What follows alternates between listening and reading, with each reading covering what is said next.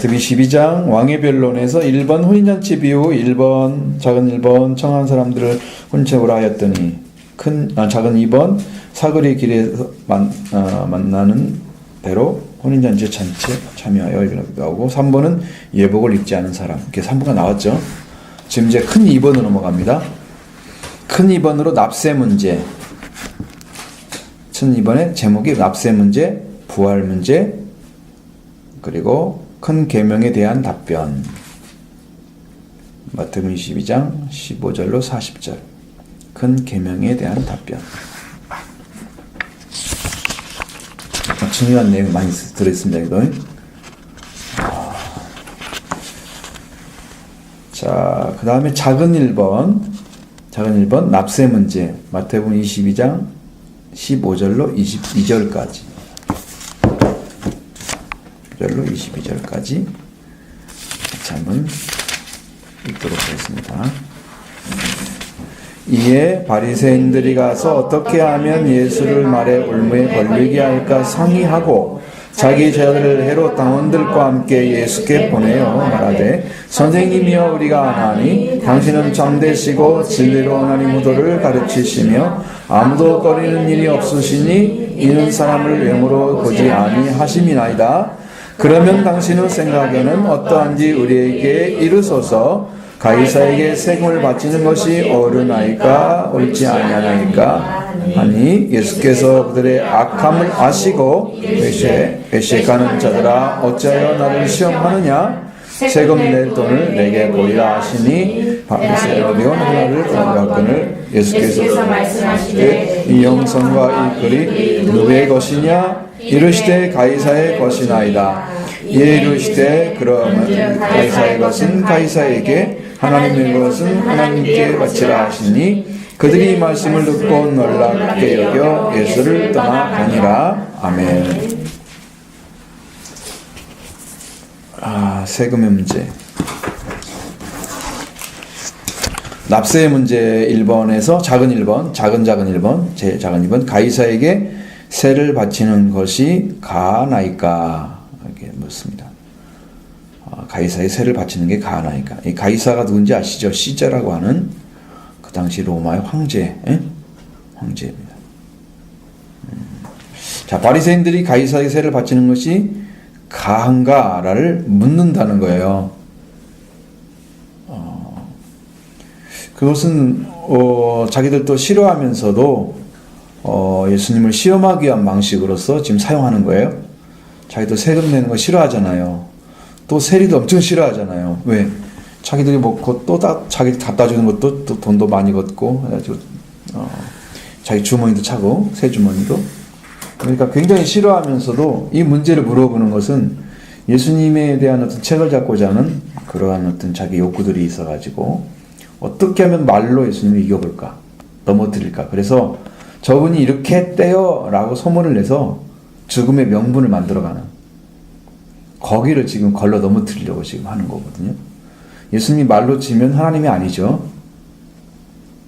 말을 창조하신 하나님이 아니죠. 말로 칠 수가 없죠.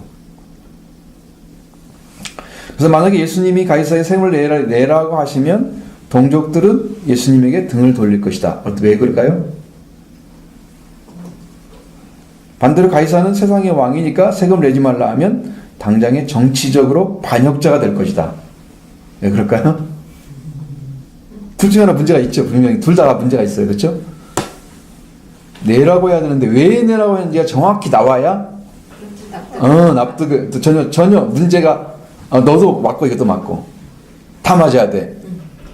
한쪽은 바깥쪽으로 틀려. 이건 양비로는 안 되고 비교해서도 안 돼. 그냥 다 맞아야 돼.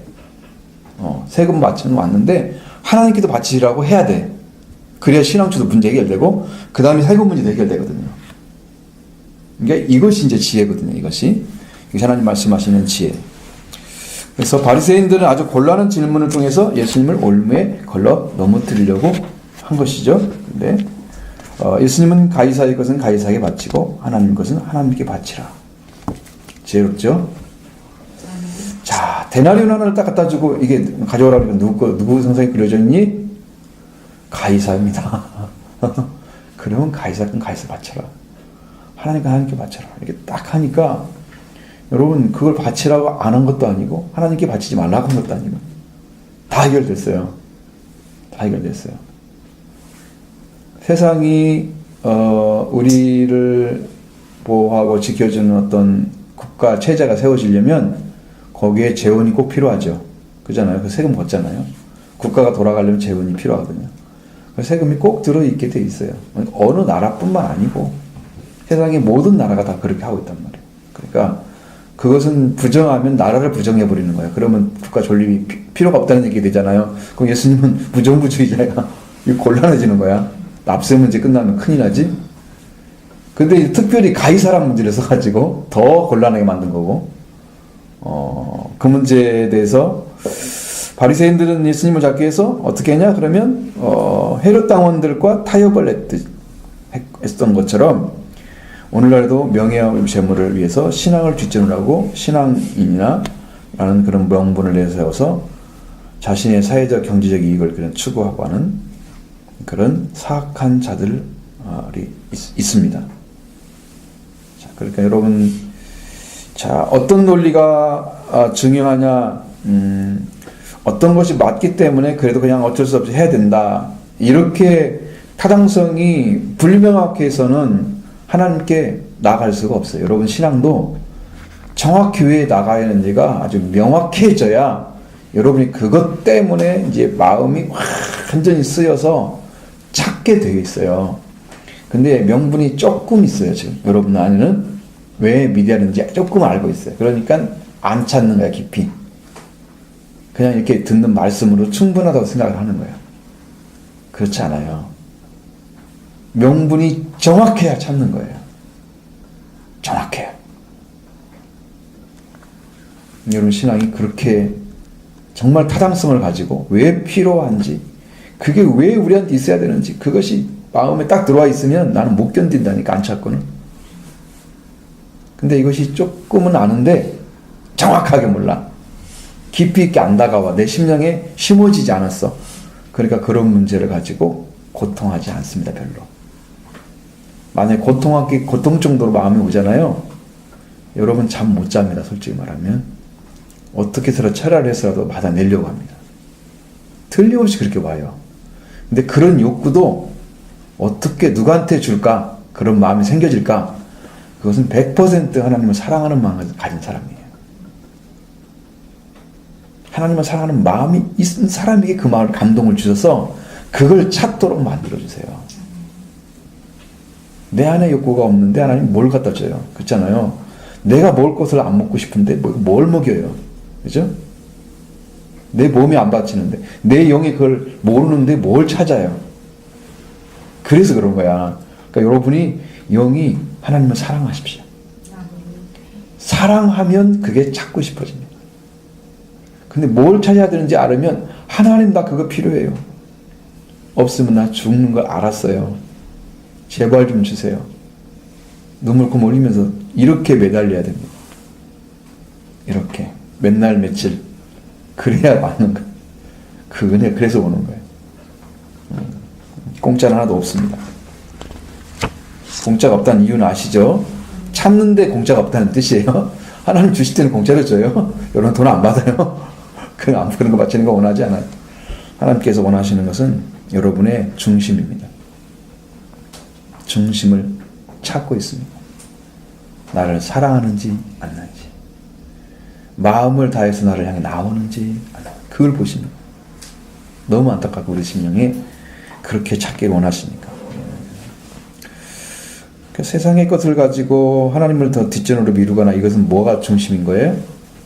세상의 명예나 재물이 있어서 그 신앙이 뒷전으로 밀리는 사람은 어떤 태도 때문에 밀리는 거예요? 어떤 것이 그 사람을 그렇게 만들어 갈까요? 어떤 일이 딱 생기면 신앙은 뒤로 가고 그것이 우선이야. 왜 그렇게 바뀌어질까요? 여러분 안에도 정리가 되어 있어야 돼요. 이 문제가 정리가 딱 되어 있어야 돼요. 왜 찾아야 되는지 정리가 딱 되어 있어야 돼요. 이제 그걸 찾고자 한다고 하면 신앙 어떤 명예나 재물을 위해서 신앙을 뒷전으로 해서 미루는 그런 신앙, 아니 신앙인의 명분을 내세우면서 사회적인 것 아니면 경제적인 이익을 추구하는 그런 집단들, 그런 자들 사악하잖아요. 뭐 종교여가지고 교회 가면은 막 헌금만 강조하는 교회들 있잖아요. 있죠. 틀림없이 있어요. 또 막 전도만 하라고 막 밀어붙이는 교회도 있어요. 틀림없이 있어요. 그러니까 성경적이지 않은 하나님 방식도 잘 모르면서 하나님의 역사를 믿지 않는 거죠. 인본주의적인 신앙을 가지고 이것은 이게 필요하니까 이거 헌금만큼 해야 됩니다. 그렇게 얘기하는 거지. 응? 이게 신앙으로 말을 해야 되는데 성경으로 말을 해줘야 되는데 그 밑받침이 안 된 상태로 요구만 하는 사람들 있잖아요. 경제적 집단이죠, 교회가. 그죠? 그것이 중심이 된 한국 교회들이 헌금을 강조 안 한 것처럼 하면서 헌금 강조하는 교회들 많이 있어요. 그런 큰 교회들 있잖아요. 지금 뭐 10만 명 모이는 이런 교회들은. 그런 교회들이 지금 맘모스형 교회 됐잖아요. 이 사람들은 그 돈 때문에 다 망해요. 목사님이 왜 자기 아들을 데려다가 세우느냐? 자기가 비리가 많으니까 다른 목사가 오면 다 까발리게 된단 말이죠. 자기 아들 떼에서 입을 딱 다물게 되면 어느 정도는 갈 거란 말이에요. 세월이 흐르면 이건 묻힐 수가 있는 것이 되는 거지. 사람들은 다 그렇게 보고 있어요. 그렇게 보고 있어요. 자, 그리고 어떤 목사님, 유명한 목사님은 최낙중이라는 목사가 교회에 아들이나 사위 온다고 뭐 문제가 되냐? 성경에 그런 말 없다. 그것을 말하는 사람도 성경을 어기는 거다. 이렇게 또 공격하는 사람도 있어요. 아니 성경이 없으니까 그걸 법으로 만들었거든요. 그렇게 하지 말자 우리 전체가. 근데 그건 어기면서 성경이 없다는 논리로 법을 피해가려고 하는 그 무지한 집단들이 또 있어요. 잘난 사람들이죠. 소위 성경적이지 않아요. 그것도 성경적이지 않습니다. 합리적이지도 않고 사람들에게 어떠한 명분으로 설명을 할 수가 없는 거야. 그러면 교회는 아주 나쁜 집단으로 폐기 처분할 집단으로 사람들이 생각하죠. 같이 갈 집단이 아니에요. 구원을 외치는 게 아니에요. 거기는.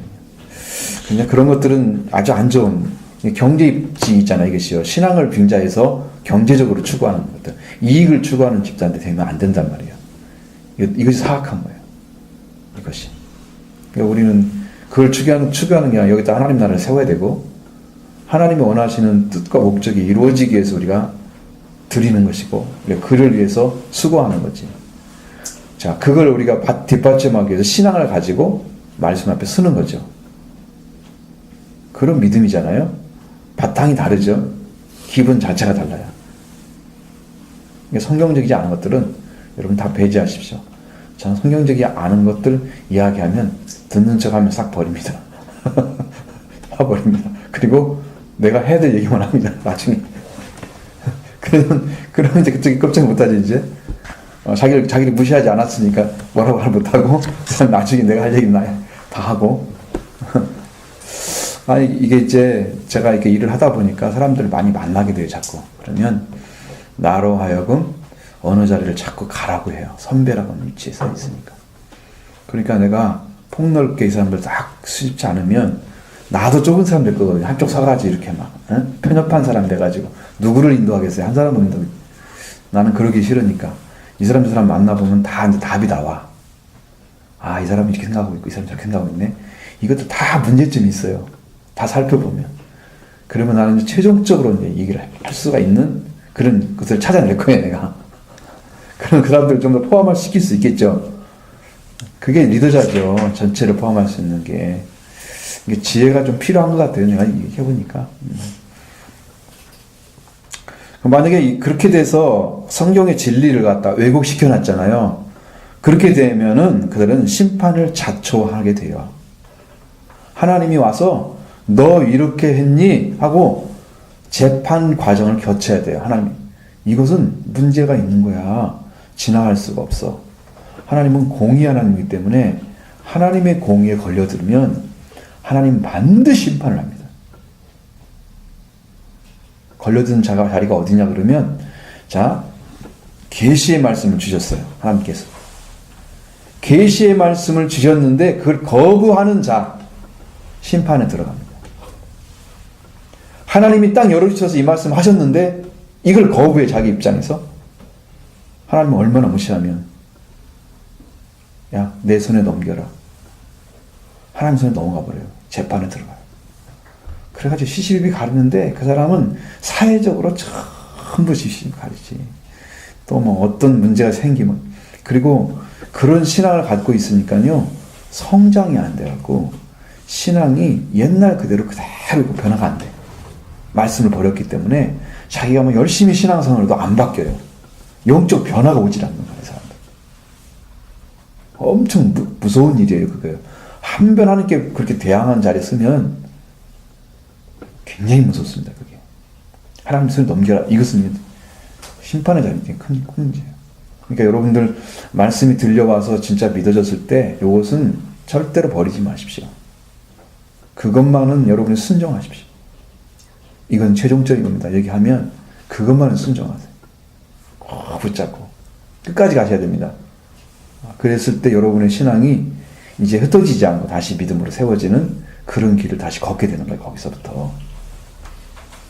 그 부분이 위험성 있는 곳입니다. 그 지점이, 이걸 잘 보셔야 돼요.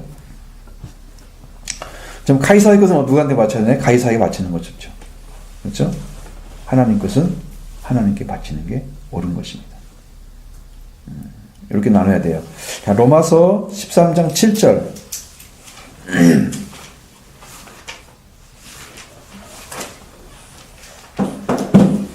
여기에 대해서 로마서에 이야기하는 또 조세에 대한 이야기가 나와 있고요. 또 관세를 또 말하고 있고요. 두려워할 자는 두려워. 한번 보시죠. 모든 자에게 줄 것을 주되 조세를 받을 자에게 조세를 바치고 관세를 받을 자에게 관세를 바치고 두려워할 자를 두려워하며 존경할 자를 존경하라. 아멘. 자, 그러니까 여러분, 우리가 마땅히 세상에 살아가면서 바쳐야 될 것들 있잖아요. 내야 할 것들. 뭐 이것들은 누구나 해야 될 부분이기도 한데, 조세를 받을 자에게 국세 같은 거죠. 이런 것은요. 여기 관세 같은 것은 약간은 지방세 같은 느낌이죠. 그러니까 넓은 게 아니죠. 넓은 게가 아니야. 그러니까 이런 것들을 받을 자에게는 바치라고 써 있잖아요. 그럼 국가 전립을 우리가 좌우해서는 안 된다. 우리는 당연히 세워지도록 도와야 한다는 거예요. 그리스도인들도. 그래서 우리도 세금을 내야 되는 거죠. 세금 내는 것이 불합리하게 나오면 안 되겠지만 정확하게 나오면 세금 내는 게 맞아요. 여러분도 세금 내고 있잖아요. 월급 받으면 다 세금 떼나가죠? 네. 그래서 근다고 불평불만 할 수 있는 것도 아니잖아요. 네. 그렇죠? 그냥 바치는 것 뿐이죠. 나라에 뛰는 건데. 그러니까 그런 것처럼 이제 우리 목회자도 그렇게 해야 된단 말이죠. 똑같이. 국가에 살고 있는 사람이잖아요. 그러니까 그런 의미에 대해서는 저는 불평불만 전혀 없어요. 불합리하게 한 것만 아니면 괜찮은 것 같아요. 합리적으로 정말 받아서 쓰는 거니까 나라에서 세금을 바치는 건 좋은 것 같아요. 국가를 위해서. 그렇게 되어 있습니다. 여기도 세금 문제도 찬성하고 있습니다. 성경이 전부 다. 예수님도 찬성하고 있죠? 그러니까 이것은 정상적인 거라고 보면 돼요. 세금 내는 것은. 물론 국가에서 잘못해가지고 세금을 과부하시키거나 이런 문제는 있을 수도 있지만, 그런 것만 있는 게 아니잖아요. 여러 문제도 있을 수 있잖아요. 근데 그런 것만 아니라면, 정상적인 거라면 다 바치는 게 옳다. 이게 성경의 결론입니다. 자, 작은 2번. 하나님의 것은 하나님께 바치라. 자, 여기 문제가 뭐냐면, 자, 주화, 데나리오는 주화 있잖아요. 거기에 황제가 그려져 있다 그러면 다 황제 건가요? 그럼 하나님 건 어떤 거예요? 이 문제를 해결해야 될 거 아니야. 다 하나님 거야? 아니면 다 황제 거야? 돈은 한 푼도 못 받죠. 황제가 다 그려져 있으니까. 그럼 뭘 바쳐야 돼?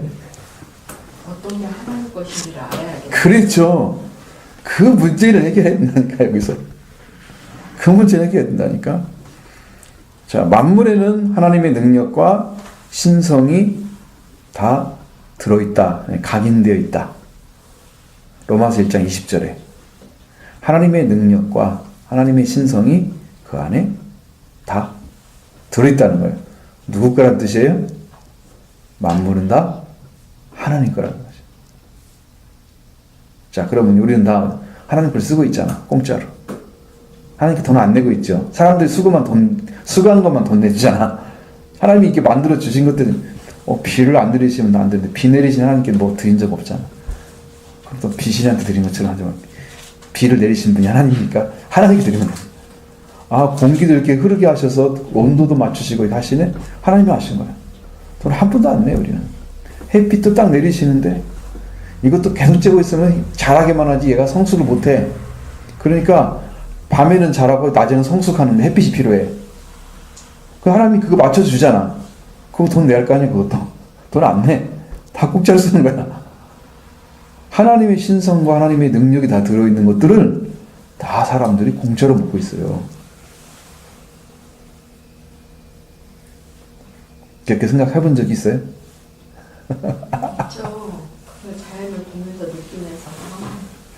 근데 한 번도 그것을 감사를 해가지고 성금을 내지 않잖아, 우리가. 사다 먹진 않잖아. 그쵸? 그러니까 이건 다 공짜로 주는 거야. 그래서 공짜라는 일을 얘기하는 거고. 그렇다면 하나님께서 이 세상에서 받으실 만큼 영광과 존귀를 가지고 있는 분으로 믿고 있는가라는 거예요. 그걸 주신 분이라면 그만큼 대접을 해드려야 맞잖아요, 우리가. 근데 그런 분들 대접하는 사람이 과연 몇 명이나 될까요? 이 땅에서.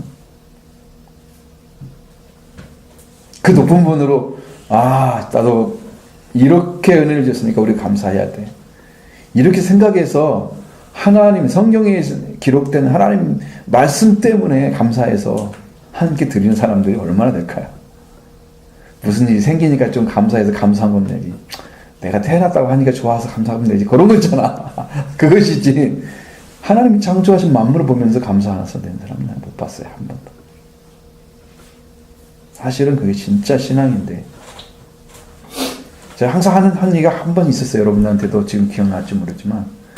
여러분이 관계 때문에 사랑한다면 이게 진짜 신앙이다. 이 말이 좀 어렵거든요.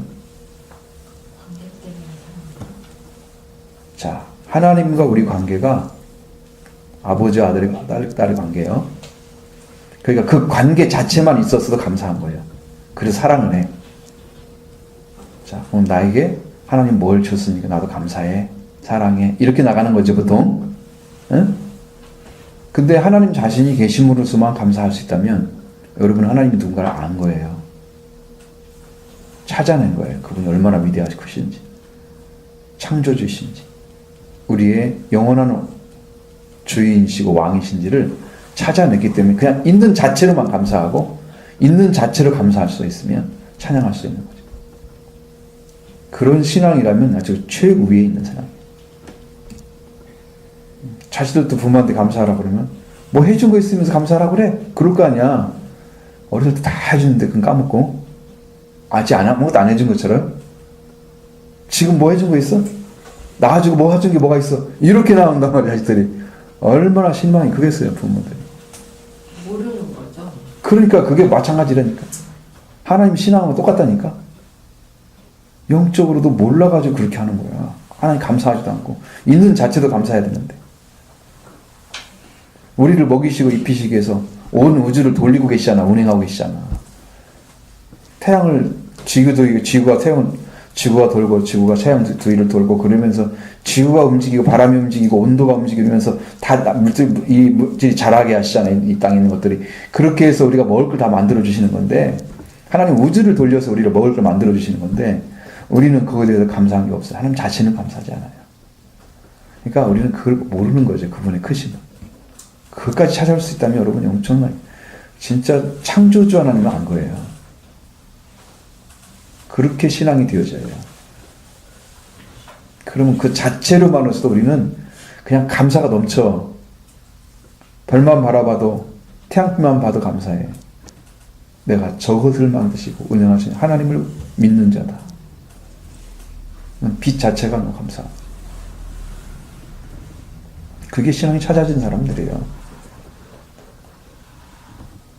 저 이번에 부활절을 이렇게 지켜보면서 그 어떤 느낌이 들었냐면 우리는 전에 그 부활절이 예수님이 십자가에 못 박힌 그거에만 초점이 맞았죠. 초점이 맞춰졌는데 이제 이번을 겪으면서 그것보다는 예수님이 그 유대인들을 엄청 많이 사랑하셨잖아요. 자기 백성이니까 그렇죠. 엄청 많이 사랑을 했는데 그 유대인들이 그 바리새인들이 십자가에 못 박아 죽어라 죽여라 죽여라 하는 그 목소리가 굉장히 아프게 들렸어요. 왜냐면 자기를 이렇게 사랑했는데 그 사랑하는 사람에게 그건 배신이잖아요. 예수님은 그 사람을 너무 사랑했는데 네. 그 사람은 그냥 죽여라가 아니라 배신이잖아요. 이거는. 그렇죠. 근데 그 배신이라는 생각이 들면서 목사님이 전에 이런 말을 했어요. 믿지 않는 게 배신이다. 그렇죠. 하나님을 믿지 않고 예수 그리스도를 믿지 않는 게 배신이다. 이 말씀이 확 와서 닿더라고요. 그래서 우리가 이렇게 믿음 생활을 나 편할 대로 이렇게 하는 것 또한 배신이구나. 우리가 하나님을 알아야 되는데 모르는 것도 이거 배신이구나. 그렇죠. 네, 그 그렇죠. 생각이 확 와서 나왔어요. 그래서 이거 우리가 제대로 알아야 되는데 참 여기에 시간이 너무 많이 시간을 할애하고 공부도 많이 하고 기도도 하고 좀 그래야 돼. 되는데 그것이 너무 필요해 지금. 그때뿐이야. 왜? 지금 만나니까 소화되면 또 만나를 먹어야 돼. 만나는 계속 날마다 먹게 돼 있어 성경에. 요단강을 건너서 가나안 땅 들어가서도 가서 만나를 먹잖아. 첫 소산 먹을 때까지. 그냥 어쩔 수 없어. 감사한 거는 정말 맨 처음에는 이렇게 뭔 말인지 참 못 알아들었고 오순절 얘기, 요일절 얘기가 뭔 말인지 못 알아들었는데 이제는 이게 이 말이구나 하고 조금씩 네. 알아간다는 게 너무 감사하고 이래서 우리를 이렇게 사랑하시는 그 사랑이 이제 보여지는 거예요. 말씀이 보여지는 그 옛날에 하신 말씀이 생각이 나고 그게 좀 감사해요. 네, 집사님 많이 성장하셨어요. 딱 보니까 마음 자체는 이렇게 많이 이렇게 올라왔어요. 영적으로는. 이제 여기다가 딱 심한 재료 던지면 끝날 것 같은데. 말씀이 새겨지면 네. 10년 안에 이게 심어진다는 것과 연합한다는 게 똑같은 의미거든요. 하나가 된다는 거 말씀하고. 그게 연합하는 걸 심는 거예요. 말씀과 끊어질 수 없는 관계 만드시면 돼요. 영적으로. 그게 엄청 축복입니다. 자, 그러면 하나님께서 이 세상에서 받을 만큼 영광과 존귀를 받고 계셔야 되는데 못 받고 계시는 거 사실은요. 근데 예수님은 이 상황의 본질을 정확히 아시고 계신다는 거예요. 뭐냐면 하나님의 율법에 대한 충성심 때문에 가이사에게 세를 바치는 거죠. 하나님께 합법적인가를 물어보잖아요. 그들이 실은 하나님께 바쳐야 할 것을 하나님께 전혀 바치지 않고 있는 자들이었어요. 실제로 우습게 보는 거예요. 하나님 율법을. 그러면서 가이사에게 세를 바쳐야 됩니까? 안 바쳐야 됩니까? 이렇게 물어보는 거예요. 이거는 하나님께 바쳐야 됩니까? 아니 뭐 가이사만 바쳐야 됩니까? 이렇게 물어본 것도 아니고 가이사 하나만 맞춰가지고 바친 게 옳습니까? 옳지 않습니까? 이렇게 묻는 거예요. 가부를 묻는 거예요. 악하죠? 악한 거죠.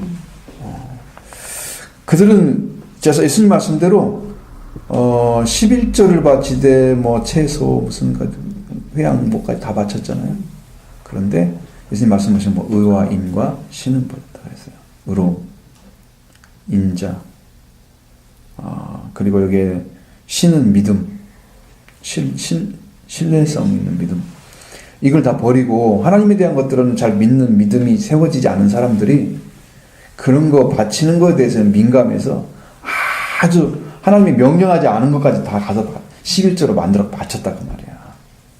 그것은 중요하게 여기고 하나님을 믿는 믿음, 의와 인과 신은 버리고 있는 사람들이야.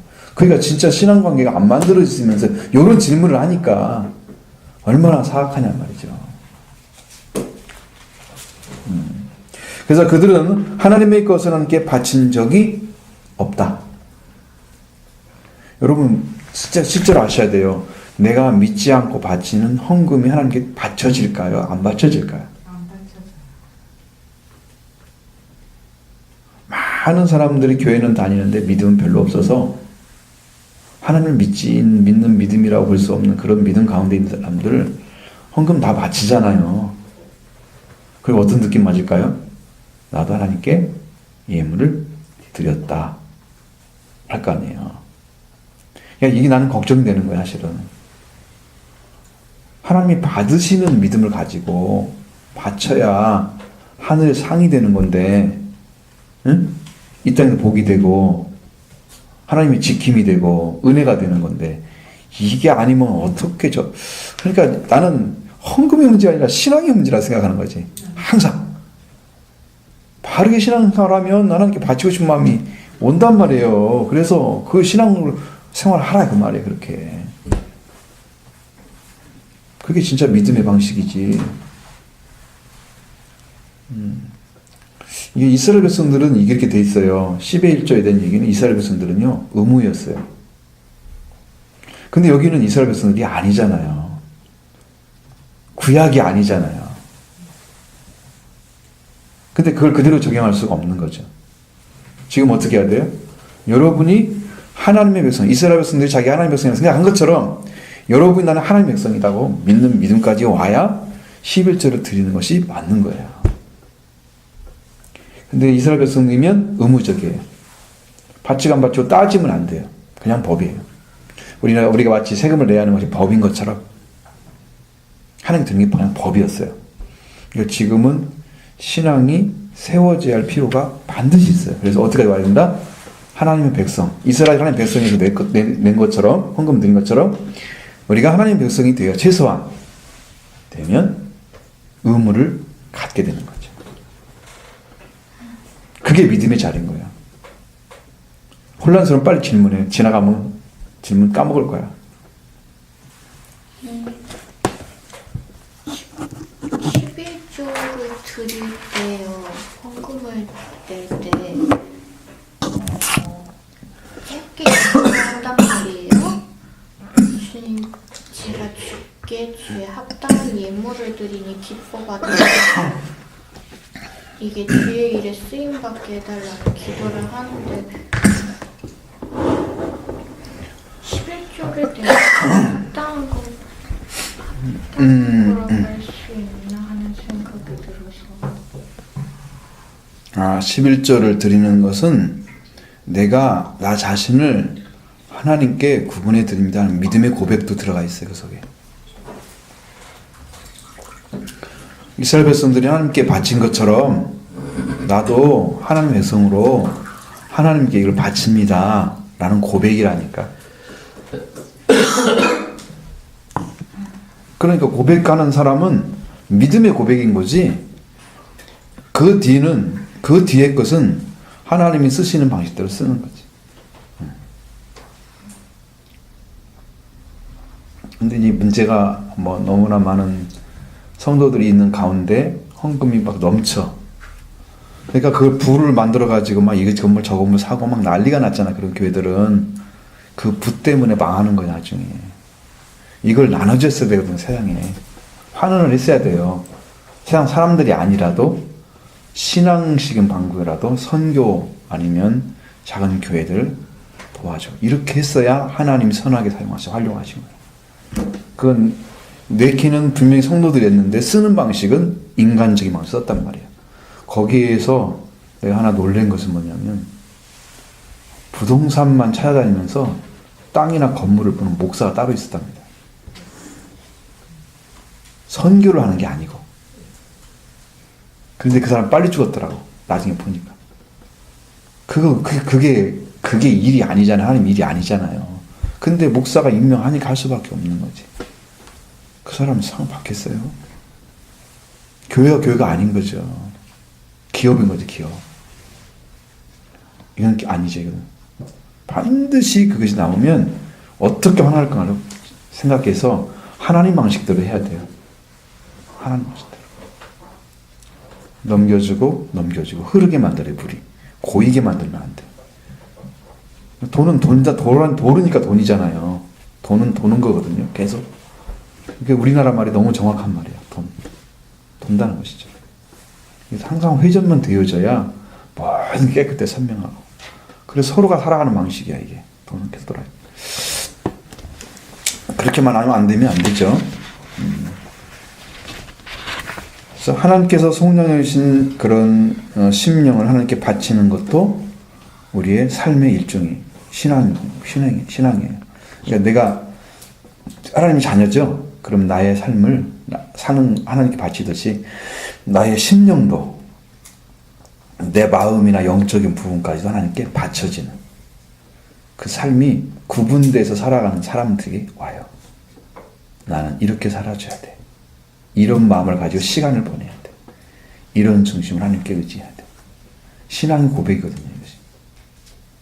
그럼 내 삶이 고급스러워지는 거죠. 하나님 안에서 굉장히 가치를, 퀄리티가 높아지는 거예요. 가치 있는 삶이 되는 거예요. 하나님 것으로 승화되지 않고 인간의 재미나 즐거움으로 적당히 꾸며낸 삶들은 이 가치가 추락되는 거예요. 자기 시간이. 하나님께 바치지 않았잖아요. 자기 목적으로 적당히 보냈잖아요. 그러니까 하나님과 아무 관계가 없는 헛된 시간인 거죠. 세월을 살아 그랬는데. 세월을 아끼란 말이 성경에 뭐라고 했냐면 세월을 살아 원어로 보면 때가 악하니라. 세월을 사지 않고 허비한 거예요. 하나님을 향해 쓰지 않는 것들은 허비한 거예요. 하나님께서 쓴다는 의미가 꼭 어떤 성경이니까 꼭 그것만 아니고 생명을 위해서 내가 사랑하는 마음으로 생명을 사랑하는 삶도 들어가요. 포함시켜야 돼요. 성경이 있는 만큼 중요해요. 생명을 사랑하지 않는 사람은 아직도 하나님 사랑이 완성이 안 된 사람들이에요. 그거 뭐 성장하는 과정이 있을 수 있는 일이지. 100%라면 좋겠지만 오늘도 내가 운동하면서 딱 생각하는 하나님께 하나님의 온전하신 것처럼 너희도 온전하라. 아들에게 한 명령이잖아요. 놀라운 말씀이죠. 이건요 하나님으로 가득 채우라는 뜻입니다. 내 심령이 하나님으로 가득 채워져라. 아버지가 그렇게 사시듯이 아버지 걸 가지고 너를 가득 채워라. 그게 너희가 살 길이다. 하나님으로 채워지면 교회 안에 충만함에 대한 얘기가 우리가 에베소 2장에 쭉 나오잖아요.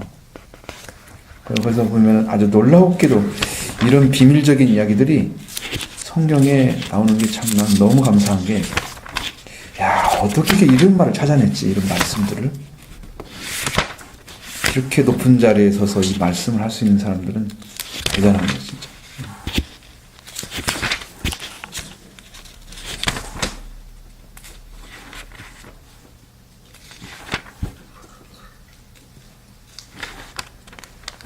신앙이 이렇게 쉬운 게 아니야. 근데 이게 말씀 안에 들어가면 이게 그렇게 어려운 건 아닌데, 그래서 만물을 그 발아래 복종하게 하니 그를 머리에서 교회의 머리에 접합니다. 그 교회는 그의 몸이니 만물 안에서 만물을 충만하게 하신 이의 충만함이야.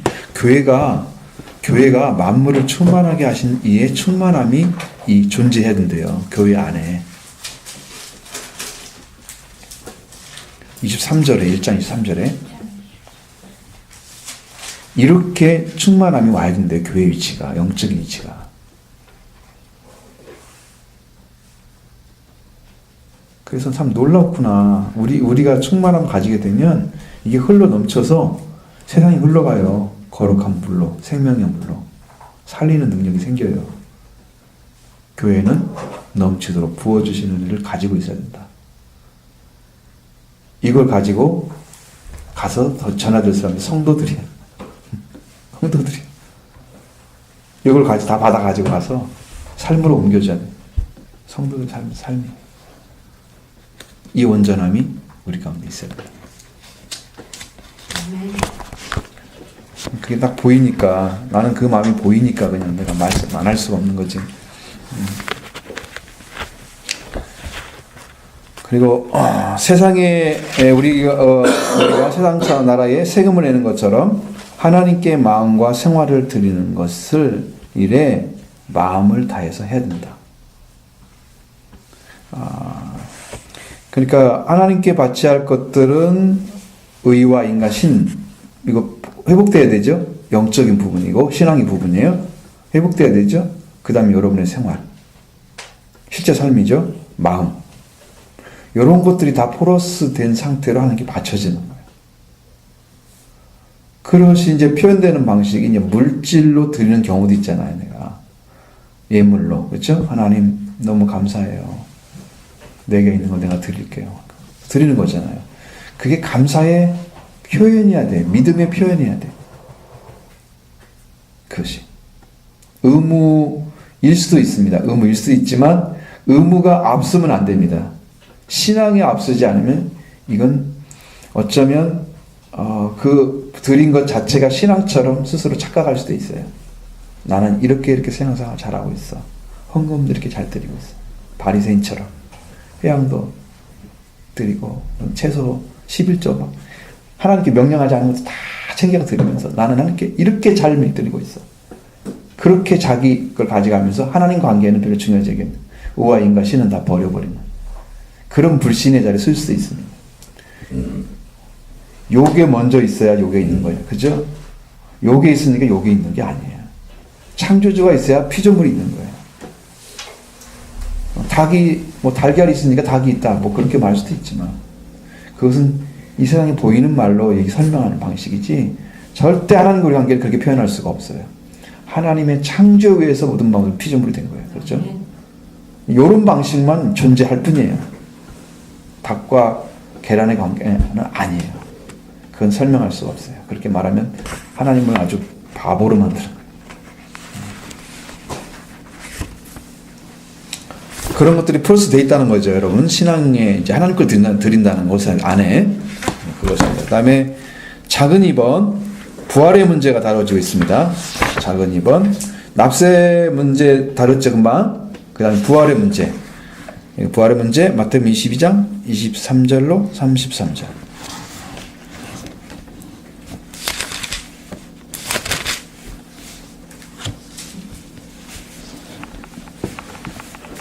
자, 같이 한번 읽어볼까요?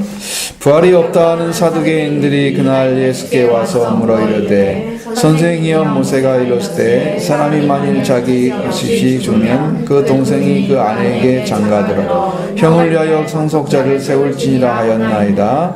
우리 중에 7형제가 있었는데 마지가 장가들어 죽어 상속자가 없었으므로 그 아내를 그 동생에게 돌려주고 그 둘째와 셋째도 7째까지 그렇게 하다가 최후에는 그 여자도 죽었나이다. 그런즉 그들이 다 그를 취하였으니 부활 때에 7 중에 누구의 아내가 되리이까? 예수께서 대답하여 이르시되 너희가 성령도 하나님의 능력도 알지 못하는 거로 오해하였도다. 부활 때에는 장가도 아니하고 시도 아니하고 하늘에 있는 천사들과 같으니라. 죽은 자의 부활을 논할진대 하나님이 너희에게 말씀하신 바 나는 아브라함의 하나님이요 이삭의 하나님이요 야곱의 하나님이라 하여 하신 것을 너희가 보지 못하였느냐? 하나님은 죽은 자의 하나님이 아니요 살아있는 자의 하나님이시니라 하시니 무리가 듣고 그의 가르치심에 놀라더라. 아멘. 이 문제에서 1번 작은 1번입니다. 제일 작은 1번 부활이 없다고 하는 사두개인. 부활이 없다고 하는 사두개인. 자, 여기 보면 형제가 있는데 마디가 장가들었다가 죽고 후사가 없으므로 그의 아내를 동생에게 끼쳐두고 7째까지 그렇게 하다가 최후에 그 여자 죽었을 때 누구의 아내가 되는가 부활 때에 하는 문제의 질문입니다. 자, 주님이 말씀하시기를 육신의 몸을 갖고 있을 때 장가고 시집가는 그런 것이지 영적인 몸은 예수 그리스도처럼 영화로운 몸으로 변형되면 장가하고 시집가는 일은 없다. 그런 일은 없다고 말씀하셨습니다. 다 사랑하는 관계가 되고 다 부모 형제가 된다는 거죠. 누구나 다 형제고 그렇게 되니까 그럼 산자에 대한 교훈을 말씀하시는 거죠. 다 사랑하는 관계가 되고 다 부모 형제가 되고 그러면서 산자의 하나님에 대한 교훈을 주셨는데 주님은 지금도 살아 계시고 우리도 산 신앙이 되고 부활 신앙을 가져야 된다. 살아있는 신앙은 어디 안에 있다는 거예요? 하나님 안에는 뭐라고 그래요?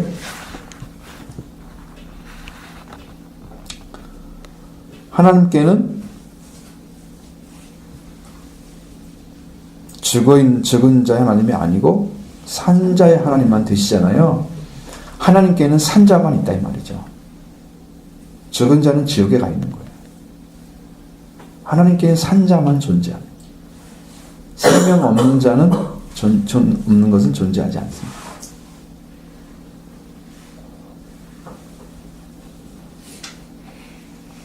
이 생명의 문제를 해결하지 않고 생명에 들어가는 길을 찾지 않고 신앙의 문제를 해결하다 할 수가 없는 거죠. 내가 산자가 되지 않고 신앙이 내가 서였다 할 수 없는 거죠. 그래서 산자만 되어져야 하나님 안에 살아있는 거고요. 죽은 자의 영적인 관계는 죽어 있는 거예요. 그것을 명확하게 나누셔야 돼요. 그러면 나를 진찰을 하셔야죠. 스스로 못하는 뭐 물어보서라도 내가 지금 산자입니까? 죽은 자입니까? 그걸 알아야 하나님께 요청을 할 거 아니에요. 내가 뭘 구해야 되는지 알 거 아니에요. 나의 진단은 정확하게 안 나오면 모르겠죠? 어떻게 해야 될지를.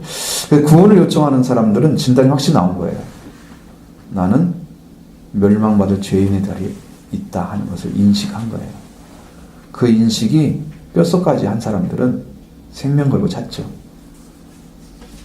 그 인식이 약한 사람들. 그러니까 죄인이 이긴인데 죄인 이긴인데 그렇게 막 차지할 정도로 죄인은 아니야. 적당히 뭉개도 돼. 응? 좀 아쉬울 게 없는. 응. 너 이 정도 신앙생활만 됐어. 나도 뭐 잘하고 있는 거야. 응? 내가 뭐가 잘못했어? 나도 믿어가고 있잖아. 차근차근 합리화시키면서 그냥 적당히 이렇게 묻혀가는. 그래서 절대절명적인 그냥 죽으면 죽으라고 들어가지 않아. 신앙인들이 이렇게 돼 있어. 그래서 여러분의 인식 정도에 따라서 죄인의 그 위치가 달라져요. 진짜 죄인이라고 사는 사람들 맞아요? 여러분 와서 예수님 와서 자기 눈물 흘려서 발을 씻으신 분 있어요. 기름을 발에 부었던 분이 있어요. 그 여자는 진짜 죄인이라고 인식한 거예요. 나사로의 동생. 아니 그 사람 말고. 그 사람 말고 막달라 마리아처럼. 막달라 마리아.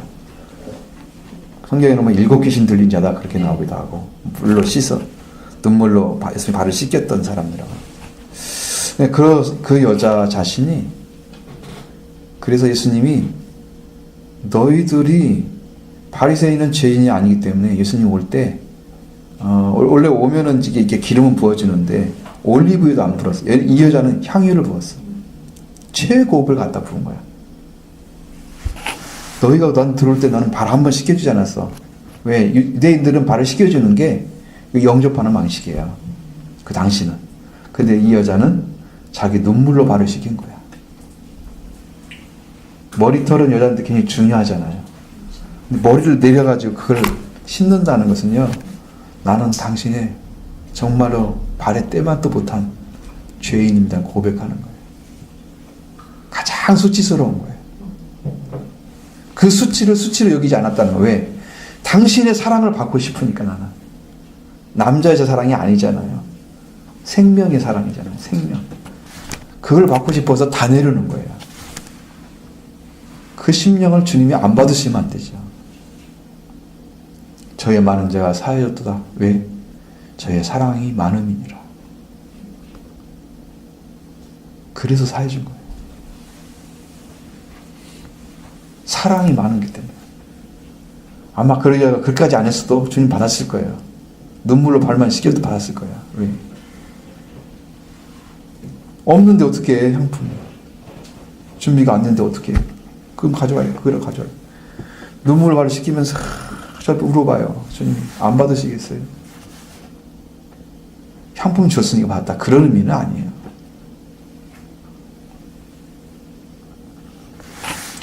그런 차이들, 응? 우리의 절실함의 차이가 그런 차이들에서 나는 거예요. 여러분 점점 찾아가고 있죠? 찾아가고 있어요.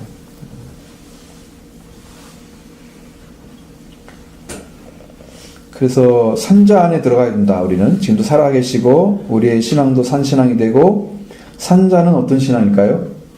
산자의 신앙은 고난의 예수를 찾을까요? 부활의 주를 찾을까요?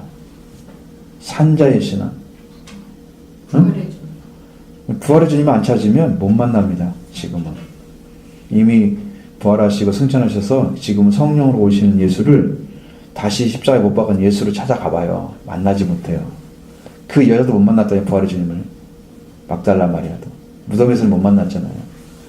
계속 성경이 얘기하잖아. 십자가에 못 박은 예수를 찾는 내가 아노라. 똑같은 얘기를 계속 반복합니다. 그죠? 이번 주도 할 건데 이제 거기까지 그렇게 안 나오는데 비슷하게 나와요. 똑같아. 그러면 십자가에 못 박힌 예수를 찾아가봤자 못 만나요. 지금도 마찬가지. 지금 여러분이 죽고 부활해서 여러분의 죄를 모두 사하시고 부활을 완성하신 그 예수를 만나러 가는 거예요. 영광의 주를 만나러 가는 거예요. 거기서 주님의 탁 임하시면 거기서 확증이 나타나요. 딱 받으면 여러분의 씨앗이 심겨진 거예요. 영으로 오기 시작하면 여러분도 금방 변할 수 있습니다. 그것이요. 하나님은 산자의 하나님이시다. 아브라함의 하나님이시다. 왜? 아브라함은 부활했다. 그의 생명이 죽지 않고 이삭으로 내려갔잖아요. 예수 그리스도가 내려왔잖아요. 아브라함은 죽지 않은 신앙이에요. 왜냐하면 예수 그리스도를 봤기 때문이에요. 그때 자기 아들은 이삭밖에 없었지만 산자로 드린 거예요. 하나님께 바쳐진 거예요. 그래서 그 생명은 죽지 않는다. 그게 복이 된 거예요. 이삭은 안 죽어요? 이삭이 죽었잖아요. 그건 복이 아니죠. 이삭은 죽었다면 그것이 끝이라는 복이 아니죠. 아브라함이 복이 될 수가 없어요. 천하만민이 이 씨로 말미암아 복을 받으리라. 그 복을, 천하받는 복을 받는 분이 예수 그리스도, 그게 마지막 씨하셨어요. 그 씨예요. 그 씨까지 예수님, 아브라함은 바라봤던 것이니까 그것은 죽지 않는 아들을 받은 거예요. 아브라함이 신앙 안에서 이미. 그래서 하나님 아브라함은 이미 계획한 것이 예수 그리스도까지 온 거야. 그래서 아브라함 같은 믿음을 가진 자는 예수 그리스도를 믿는 믿음이다. 아브라함의 믿음과 예수 그리스도의 믿음이 똑같다. 갈라디아서는 그렇게 얘기를 하거든요. 그러니까 그런 진리가 성경의 흐름이 쫙 나와요. 아브라함의 믿음과 아브라함이 이루었던, 아브라함을 통해서 시작됐던 그 믿음의 완성이 똑같은 거예요. 아브라함의 믿음. 본질이 같은 거죠. 그래서 아브라함도 부활하게 되어 있습니다. 고린도전서 15장 22절. 그에 보면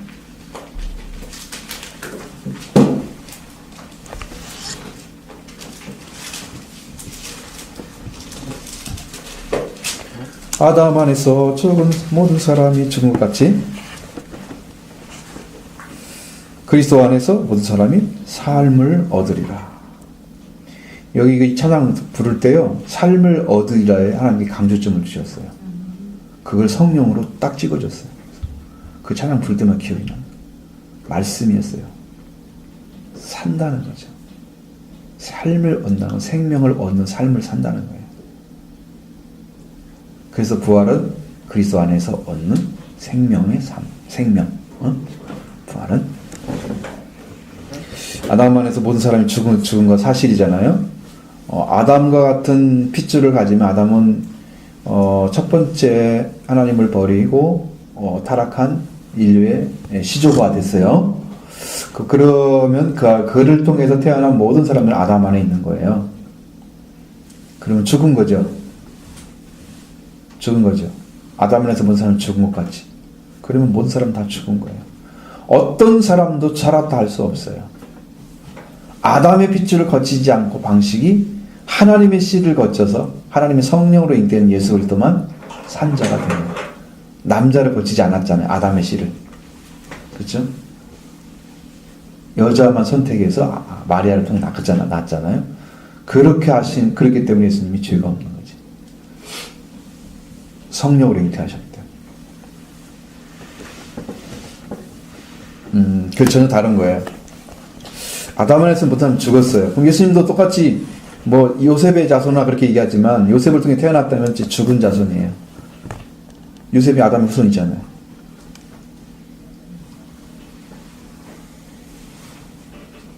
말만 요셉이라 그래. 요셉이 아들이라 그러지. 실제로 잉태한 것은 성령이기 때문에. 마태복음에 누가 보면 다 얘기 증거하고 있습니다. 이 사람은 성령으로 잉태된 것이다. 그 말하고 있거든요.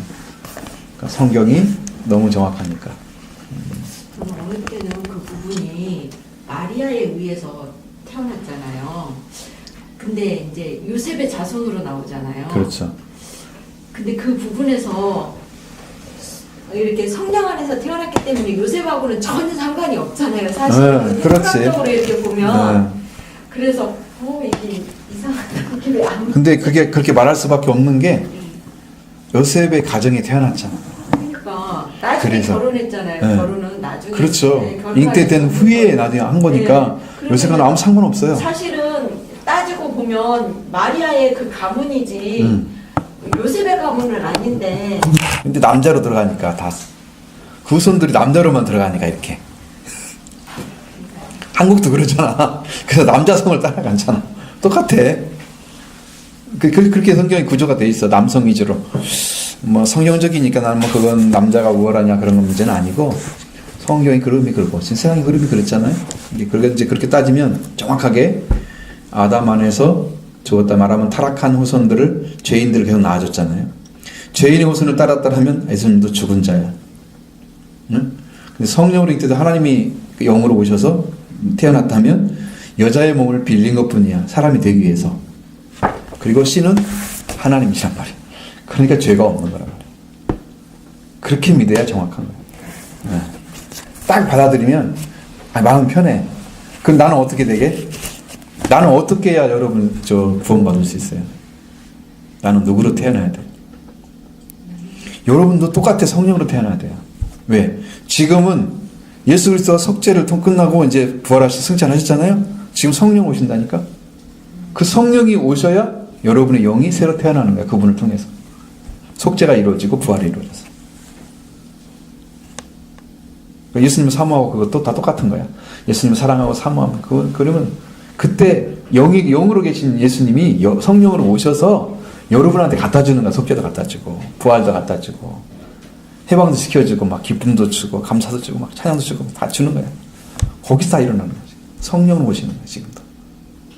그걸 믿으셔야 돼요. 영을 싫어하면 안 돼요.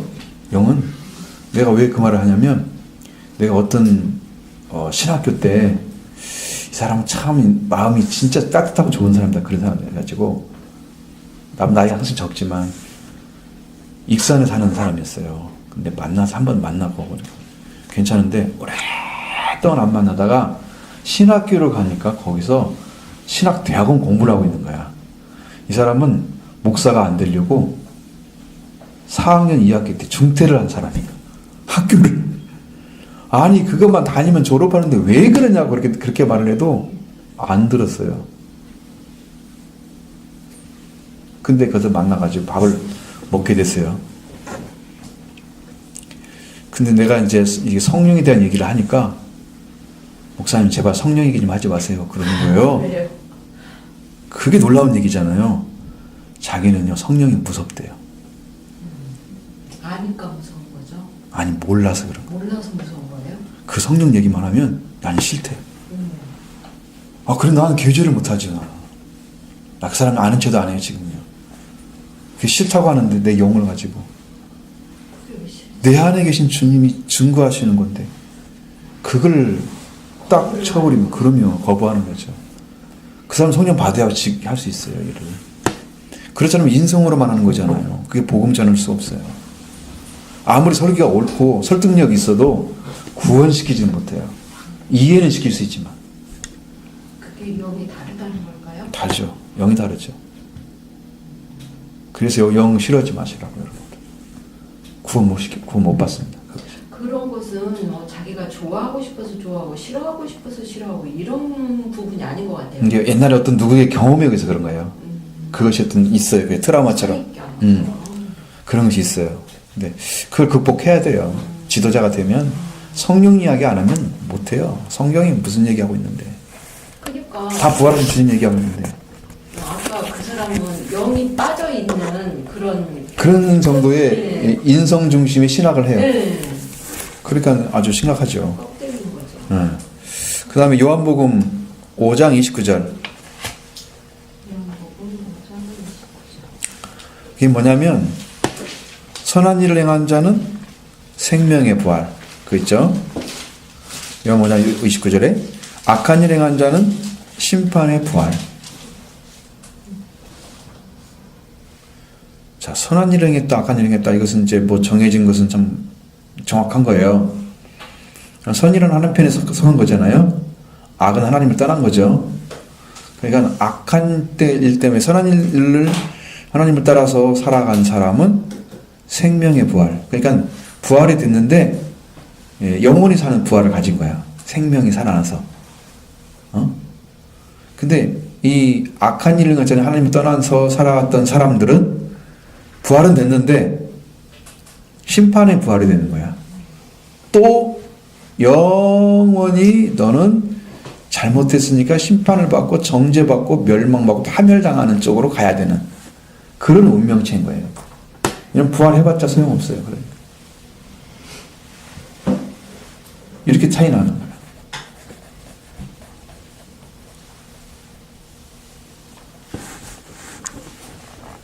여기서 행한다는 것은 뭘 말하는 거예요? 선을 행한다 그러면 선이 말하는 건가요? 그렇죠. 하나님께 예수님도 자기가 선한 사람이라고 안 안죠. 선이 아니에요. 자기도 사람 가지고 있는 속성 가지고는 하나님 선을 못 이뤄요. 그러니까 우리의 속성은 항상 그 죄인의 악에 악에 들어 있어요. 악 쪽에 서 있어요. 네. 그러니까 인간으로는 안 되는 거야. 선을 행하는 것은. 그렇게 삶을 살면 자기를 미워하고 말씀만 따라가야 돼요. 성경이 말한 것처럼. 나를 따르려거든 자기 목숨도 미워해야 될 것이다. 그렇죠? 그렇게까지 들어가야 돼요. 그래야 선이 행해져. 말씀만 따라가는 거예요. 여러분 예수 믿는 게 참 찾아내는 거잖아요. 생명을 얻는 길은 어떻게 해야 돼요? 적고 협착하여 금은 적고 협착하여 찾는 이가 적음입니다. 그러니까 찾는 이가 적어요. 정말 적습니다. 왜냐하면 좁고 협착하다는 말이 좁고 좁다는 뜻입니다. 두 번을 강조했잖아요. 헬라의 최상급은요, 두 번 강조하면 최상급입니다. 비교급이 없어요, 원래. 세 번 하는 게 없어요, 영어처럼. 좁고 좁다는 말은 최고로 좁다는 뜻이야. 더 이상 좁을 수가 없는 그런 뜻이거든요. 그러니까 하나님께 나가서 부활을 찾는 게 그렇게 힘들기 때문에 찾는 이가 적으면 우리는 어떻게 찾아야 되나 그러면 우리 찾는 길이 없는 게 아니에요. 있어요. 우리가 그게 회개라는 관문이에요. 회개라는 내가 하나님께 돌이키는 게 마음이 돌아오는 게 힘들죠, 여러분들. 그런데 여러분 의식적으로 마음을 가지고 돌아와야 돼요. 처음에는 안 움직여요. 그러면 하나님 난 돌이켜주세요. 나는 가만히 있잖아요. 안 움직여요. 내 의식을 가지고 하나님께 향하는 중심을 가지고 돌이켜서 가야만 가져요. 그 처음 길을 못 찾기 때문에 지금 이렇게 헤매는 거예요. 하나님 막 나를 회개시켜주세요. 그럼 자기 마음을 안 움직여. 회개가 안 시켜져요. 스스로 움직여야 돼요. 나도 하나님 향해 갑니다. 하나님 나를 받아주세요.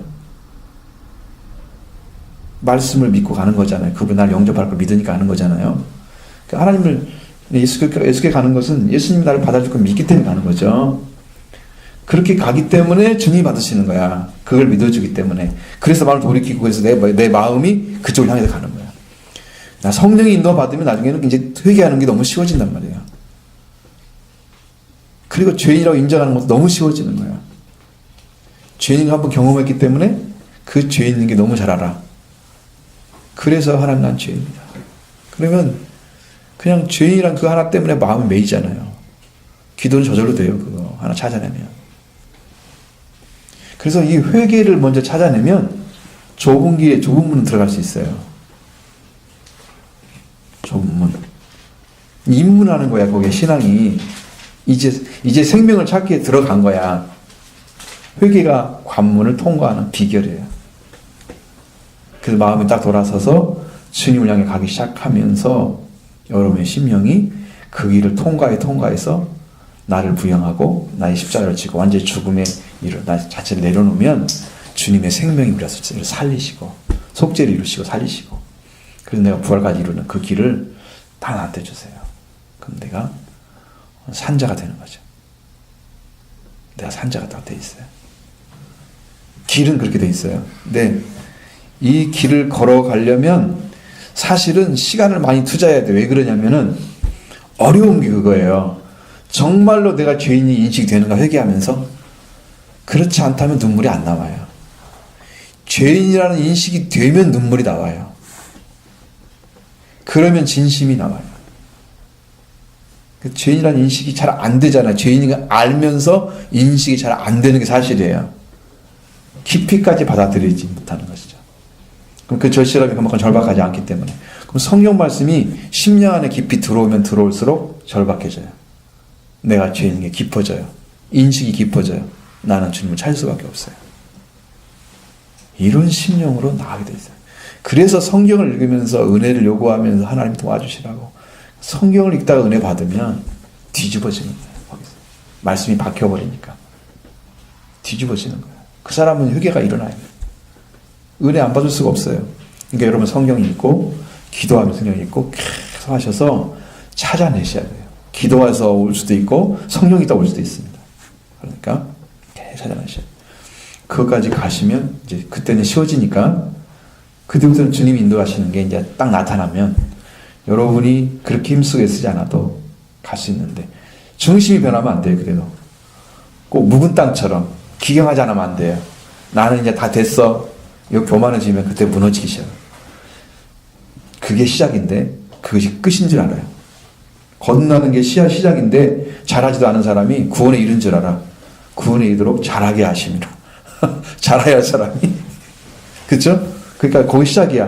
근데 일단 태어나면 하나님이 여러분을 너무 좋아하시니까 하나님 너무 기뻐하시니까 그냥 감사가 넘쳐요. 심령에서. 저절로 돼요. 그 다음에 조금만 목회자와 관계 은혜 받았잖아요. 은혜 받은 위치가 있으니까 매직고 이렇게 말씀 들으면 그냥 살아나요. 바로. 죽은 것 같지만 금방 살아나. 그래서 항상 갈 수 있어요.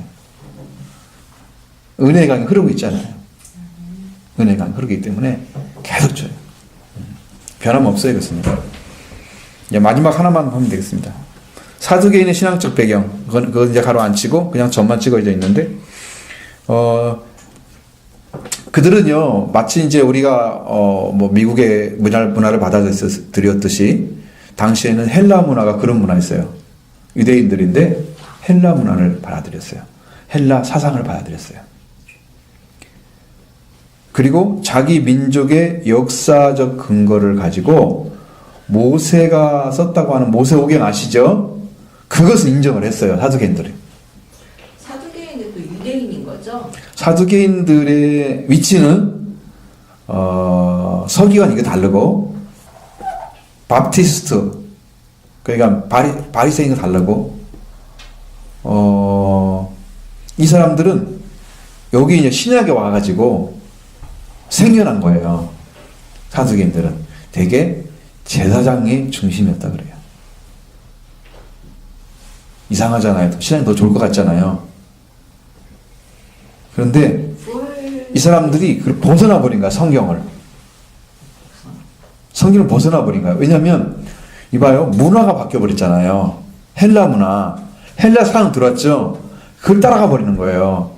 근데 성경은 내가 태생이 유대인이니까 성경을 인정해야 하잖아. 그렇게 해서 조금 남겨진 상태를 가지고 있는 사람들이야. 그냥 헬라 사상에 젖어 있는데, 응? 유대인들 모습도 조금 가지고 있는. 그러니까 부활이 없다. 헬라 사상 그런 거 없잖아. 부활 자체가. 그냥 없어버리는 거야. 안 믿어. 새로운 문화에는 그것이 없어. 너희들은 있다고 하지? 안 믿어. 여러분, 이게 다 지금 성경을 묻어버리는 거잖아요. 사두개인들이요. 그죠? 그리고 기타의 구전이나 문서 들어갔다. 특별히 바리새인들이 유전이나 이런 거 성경 성경 해석 같은 것을 그런 적용하는 걸 아주 너무나 싫어했습니다. 사두개인들은 바리새인과 적이었어요. 부활도 없다, 천사도 없다, 죽음도 없다, 지옥도 없다, 아무도 없다는 거죠. 현세만 있는 거예요, 그 사람들. 현세만 있는 거예요. 그러니까 이 땅에 잘 살면 되잖아요. 돈 많이 벌면 되죠. 욜로족이죠. 요즘 욜로족이에요. 그냥 잘 살면 돼요. 아니, 부활이 없는데 뭘 열심히 할 필요가 뭐가 있어요. 그죠? 그걸 위해서 내가 바칠 삶을 살 필요가 뭐가 있어요. 이 땅에 즐거우면 되지. 어차피 내세는 없는데. 지금은 잘 살면 되지. 이런 사고가 그들에게 젖어 있는 거죠. 그러니까 바리새인들은 막 여러 가지 문서들을 다 믿고 이걸 가져다가 뭐 연구하고 이랬는데, 이렇게 해가지고 하는 것들은 이건 아니야. 이렇게 딱 그 바리새인하고 적이 되어 있는 거야. 사상적으로. 일은 같이 하지만 사상적으로는 적이 되어 있어. 여러분 적이라도 같이 이렇게 손잡고 일을 할 때도 있잖아요. 꼭 그런 거 똑같아. 필요할 때만 같이 손잡고 이렇게 하는 것처럼 그들은 물질만이 유일한 실체라고 그렇게 믿었습니다. 물질 중심이었어요. 사고가. 현실 중심, 물질 중심. 부활이 있다면 현생은 불합리하고 모순된 삶이 계속되기 때문에 있을 수 없다. 이게 논리적으로 이렇게 생각한 거야.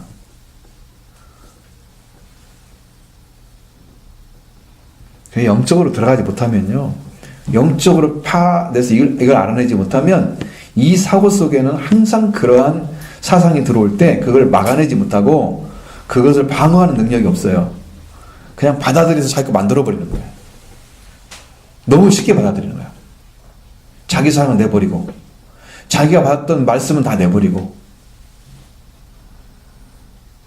아주 민족관이 비틀어진 사람들이죠. 그래서 사두개인들은 사람은 죽음과 더불어서 영혼과 육체가 없어진다고 믿었습니다. 무섭지 않나요?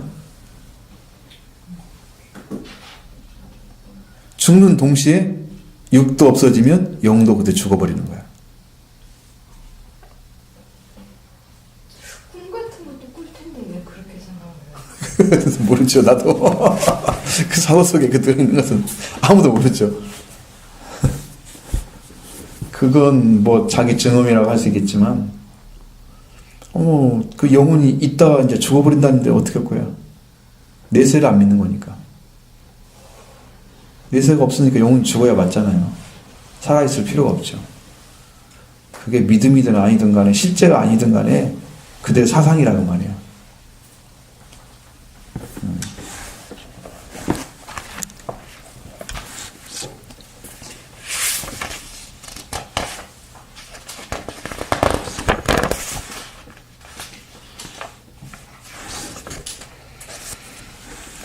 자, 오늘 여기까지 하겠습니다.